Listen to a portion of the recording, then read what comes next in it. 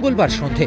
স্থান মুম্বাইয়ের আন্ধেরির এক 7 তারা হোটেলের রিজেন্সি বলরুম। পাশাপাশি বসে কোচ ডানকান ফ্লেচার আর রঞ্জিত বিসওয়াল। মধ্যমণি সদ্য আইপিএল বৃত্ত থেকে বেরিয়ে আসা চেন্নাই সুপার কিংস তথা ভারতের জাতীয় দলের অধিনায়ক মহেন্দ্র সিংহ ধোনি। কিন্তু কি আশ্চর্য, প্রাক চ্যাম্পিয়ন্স ট্রফি সাংবাদিক বৈঠকে ধোনির দিকে ধেয়ে এলো আইপিএল এবং বিতর্ক সংক্রান্ত 5টি প্রশ্ন। কোনোবারই মুখ খুললেন না মহেন্দ্র সিংহ ধোনি।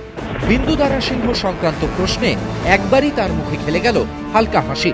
ঔদ্ধত্য নাকি বোর্ডের হাতের পুতুল হিসেবে তপ্তে বসে থাকা রিমোট চালিত অধিনায়ক?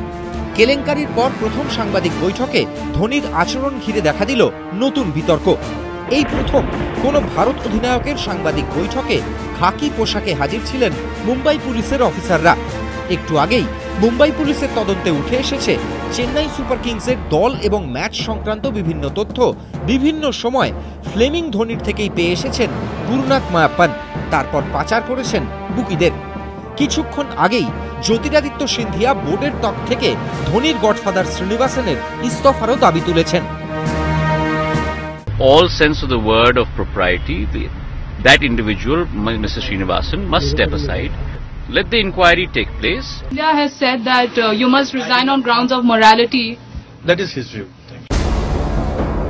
রবিবার কলকাতায় সাংবাদিক বৈঠকে বিতর্কিত প্রশ্নের সুনামির মুখে গোটা দেশ দেখেছিল শ্রীনির চরমতম অস্বস্তি। মায়াপ্পান, সাক্ষী, বিন্দু, ইন্ডিয়া সিমেন্টস, সিএসকে। বিতর্কিত এই শব্দগুলো শ্রীনিকে যতটা অস্বস্তিতে ফেলেছে ততটাই ধোনিকেও। আইপিএল এর বিতর্কিত অধ্যায়ে কায়দা করে বারবার মিডিয়া দেখলেই পালিয়ে গেছেন ধোনি। বোর্ড জানত মিডিয়াকে সুযোগ দিলে আবার উঠবে প্রশ্নের সুনামি। জানতেন ধোনিও চ্যাম্পিয়ন্স ট্রফি তো উপলক্ষ মাত্র।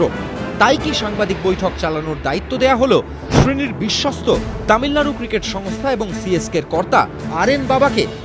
বোবার শত্রু নেই, কিন্তু নিজের ইচ্ছেতেই হোক বা বোর্ডের পুতুল হিসেবে ধোনির এই বোবা অবতারের সাক্ষী রইলেন ভারতের তামাম ক্রিকেট অনুরাগীরা। এবিপি আনন্দ।